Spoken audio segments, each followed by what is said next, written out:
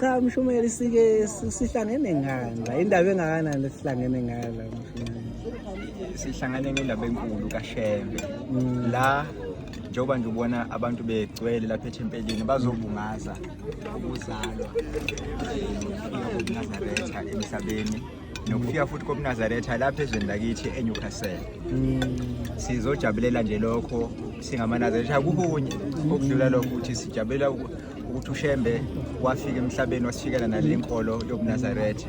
Namhlanje ke eneminyaka ewu115 yavuselelwa emhlabeni.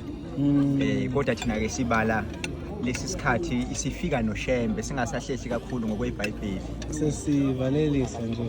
Ngizwe ukuthi we counting from bavuselelwa.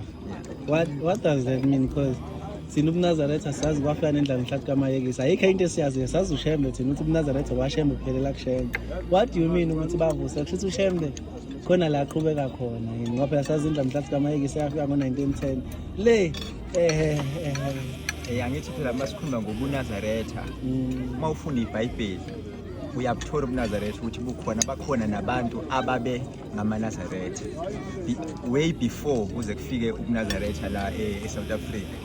Mhlawumbe nje mangakwenzela isibonelo ngisho nomphostoli uPawula ngesikhathi esithile wakwasithatha isifungo sobuNazaretha ohambeni lakhe lesithathu uthe mayesezobuya eJerusalem akwafanele egunde okwakutshengisa ukuphela kwesifungo sobuNazaretha bakhe.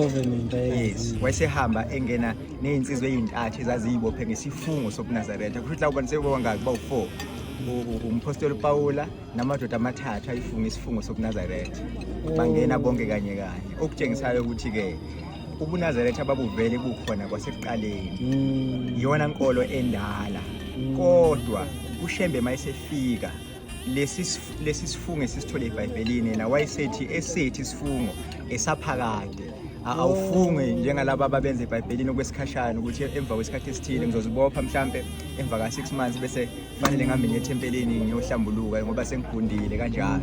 Thina esethu isifungo usibopha kusukela uzalwa uzohambe naso ungene nasethuneni uzofika nasekhaya. EseBhayibhelini wawusifunga okwaleso sikhathi leso ozinqumele sona. Ingakho umphostoli Pawula wathi mayesebuya uhambeni lakhe lesithathu wayesefika ehambe yogunda ngoba sasesiphelile isifungo sobuNazaretha. Inyanga yezulu kodwa ayisefika uShembe wayesefika kushintsha lokho wathi esethe saphakade. Hayi listen esingisho ngiyabona mayesiqala indla kanje kodwa nginokuthuka ngoba bathi thina neBhayibheli amanzi noParafini thina noJesu amanzi neParafini. Akasho phela njalo uShembe kunomehluko phakathi kwembono yabantu nento esifundiswa uShembe. Umthetho wobuNazaretha uthi umuntu mayesebhajadisiwe iBhayibheli nesihlabelelo kufanele uhlale naso. uJesu yena ngoba phela bathi uJesu noShembe bagcwele uchathi uba wangcono uJesu noShembe. Ne ihlangana phi ihlukana lento la. Cha angifuni ukunamba kodwa asingastage kakhulu kulesi sobuNazaretha. uJesu isifungo sobuNazaretha wasithatha esizohamba emhlabeni la khona ifunga khona ithi kusukela namhlanje ngeke ngiphinde ngiliphuze iwayini.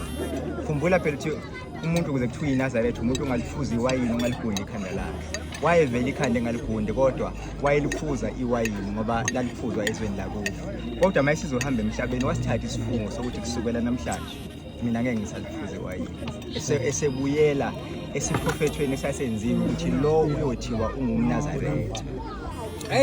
Hayi Mshumeli cha listen ethi cha ngibonga kakhulu Mshumeli. Makhona ocabanga ukuthi ngikushiyile ngoba mina ngiba carried away mase kukhulunywa ngoNkulunkulu ngicina mhlambe sengimisa those few points. You can say whatever is in your mind that you believe. Mhlambe ngishiyile bekumele ishiwo la. Makhona ngicabanga njengomuntu osemdala. Hayi ubonga sibonga thina umfundisi uMnqayi nomfundisi uHadela nomfundisi uNhlengethwa.